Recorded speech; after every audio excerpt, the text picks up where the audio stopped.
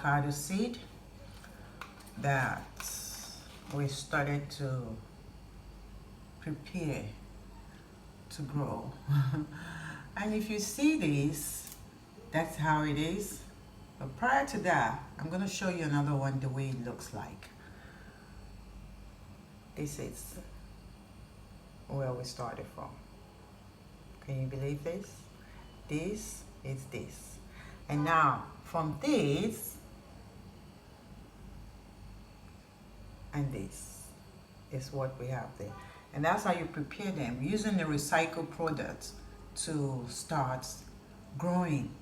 And so wonderful how it's opening up, and look at that. Look at that. Can you believe that? Look at the inside.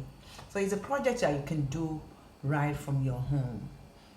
And growing it. So it's from my kitchen window. See there.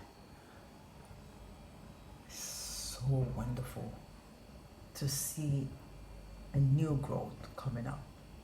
And that's what we have right there. And remember I said it's from this little one right here, avocado. This little one right here that turned into this. This is about 4 weeks now.